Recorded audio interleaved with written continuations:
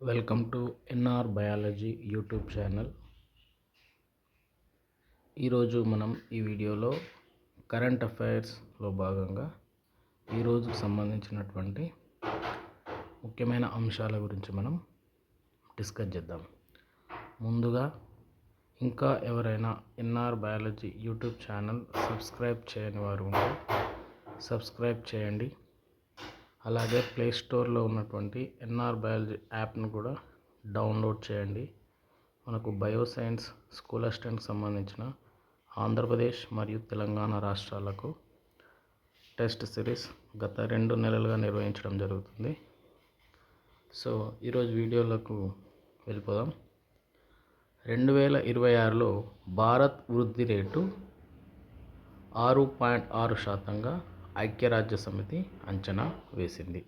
So ప్రతి సంవత్సరం కూడా ఐక్యరాజ్య సమితి ఇంకా కొన్ని సంస్థలు భారత అభివృద్ధి ఎలా ఉంటుంది, దాని యొక్క జీడిపి ఎలా ఉంటుంది, సో దానికి ఐక్యరాజ్య సమితి వారు ఈ సంవత్సరానికి గాను 6.6%గా నమోదు కావచ్చని అంచనా వేసింది. మనం నిన్నటి వీడియోలో కూడా ఒకటి డిస్కస్ చేసాం.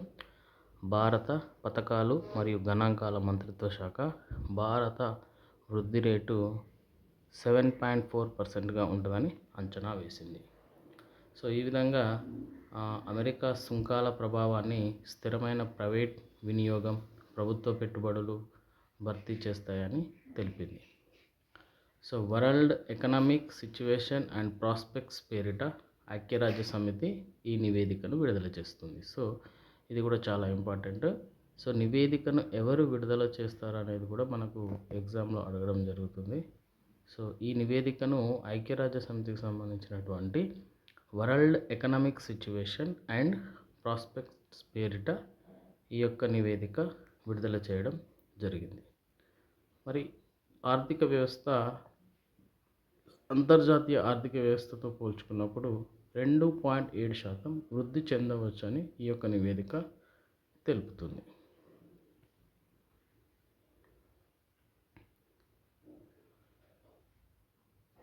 జనవరి 19 నుంచి సంగారెడ్డి జిల్లాలో దక్షిణాది రాష్ట్రాల సైన్స్ ఫేర్. సో మాకు తెలంగాణ రాష్ట్రంలోని సంగారెడ్డి జిల్లాలో ఈ నెల అనగా జనవరి 19 నుండి దక్షిణాది రాష్ట్రాల south India states science fair అనేది సంగారెడ్డి జిల్లాలోని ఆర్సీపురం మండలం కొల్లూరులోని గడియం పాఠశాలలో నిర్వహించేందుకు విద్యాశాఖ అధికారులు ఏర్పాట్లు పూర్తి చేస్తున్నారు.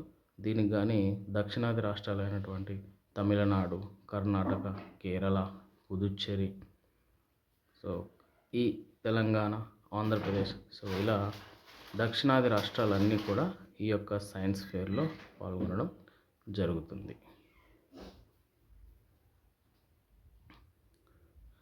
మరొక వార్త చూసినట్టయితే మనం తెలంగాణ ప్రవాస మహిళ నందినికి ఖతార్లో నారీ శక్తి పురస్కారం. సో పురస్కారాలకు సంబంధించిన కానీ, నివేదికలకు సంబంధించిన కానీ, అలాగే ఇంకా ఇంటర్నేషనల్ ఈవెంట్స్ సంబంధించినవి కానీ, సో ఇవి చాలా ముఖ్యమండి. మన కరెంట్ అఫైర్స్లో భాగంగా రెగ్యులర్గా వచ్చే ప్రశ్నలు వీటి నుండే వస్తుంటాయి.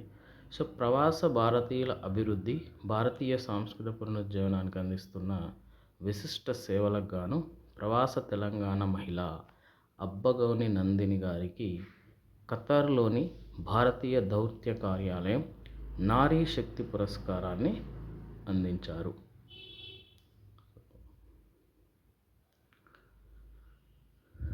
మరొక వార్త అండి.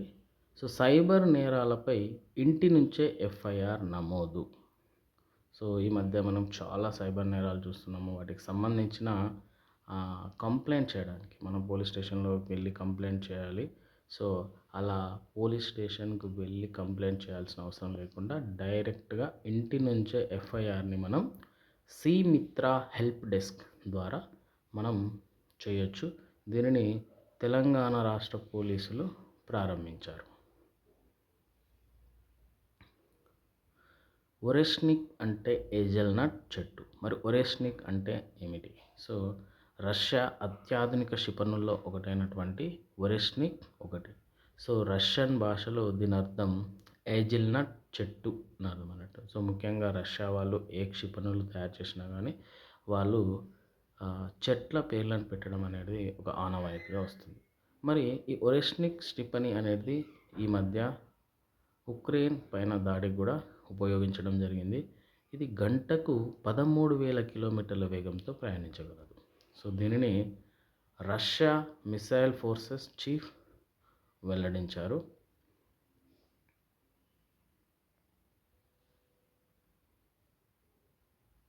నెక్స్ట్, మారుమూల ప్రాంతాల్లో పోలీస్ కమ్యూనికేషన్స్కు రేస్ వాహనాలు.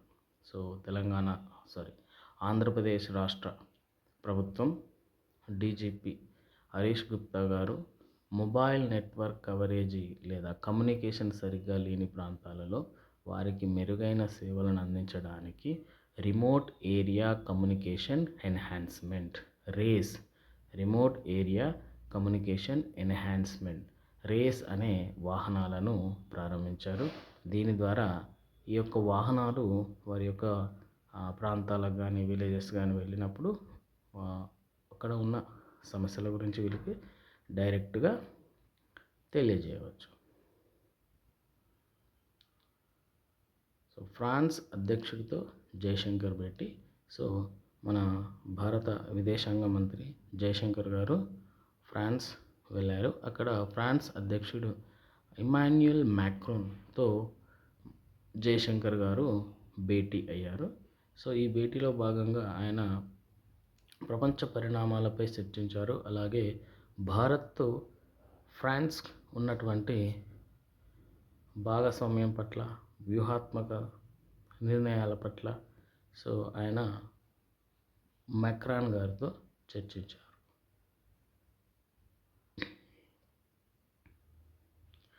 అలాగే వచ్చే నెలలో భారత్ను సందర్శించినట్లు కూడా మెక్రాన్ ప్రకటించారు. సో ఢిల్లీలో ఇండియా ఏఐ ఇంపాక్ట్ సమ్మిట్ 2026 అనేది భారత్లో జరగనుంది. దీనికి ఫ్రాన్స్ అధ్యక్షుడు ఇమాన్యుయల్ మ్యాక్రాన్ హాజరు కానున్నారు. 12న ఫ్లెమింగో ముగింపు ఉత్సవాలకు సో ముఖ్యమంత్రి నారా చంద్రబాబు నాయుడు గారు అటెండ్ కానున్నారు. సో ఇది తిరుపతి జిల్లా సూళ్ళూరుపేటలో జరుగుతున్నటువంటి ఫ్లెమింగో ఫెస్టివల్స్ ముగింపు కార్యక్రమాలకు ముఖ్యమంత్రి చంద్రబాబు నాయుడు గారు అటెండ్ కానున్నారు. ఇక క్రీడా అంశానికి వచ్చినట్లయితే ర్యాపిడ్ విజేత Nihal Tata steel chess. So భారత యువ grand master Nihal Sarin Tata steel chess rapid టైటిల్ను గెలుచుకున్నాడు. ఇతను 9 రౌండ్లకు గాను 6.5 పాయింట్లతో అగ్రస్థానంలో నిలిచాడు. 9వ రౌండ్లో విశ్వనాథన్ ఆనంద్ గారిని నిలువరించి ఇతను టైటిల్ విజేతగా నిలిచాడు. సో నిహాల్ చెస్ పరిచయం చేసింది కూడా వారి యొక్క తాత.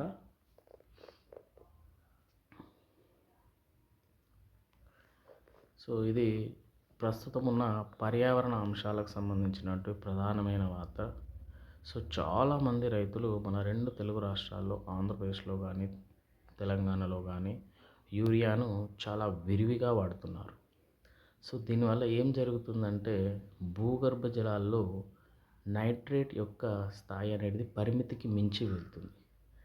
ఇది క్రమంగా తాగే నీటిలోనికి చేరి మళ్ళీ మనం బోరు బావుల ద్వారా కానీ ఇతరత్ర నీటిని వినియోగించుకున్నప్పుడు ఆ నీరు మనం త్రాగినప్పుడు మన శరీరంలోనికి రావడం జరుగుతుంది. సో ఇట్లా కేవలం మనం పైరు ఎదుగుదల కోసం ఇష్టారాజ్యంగా వీటిని వాడుతున్నాం, కానీ తర్వాత జరిగే పరిణామాలకు ఆలోచించడం లేదు.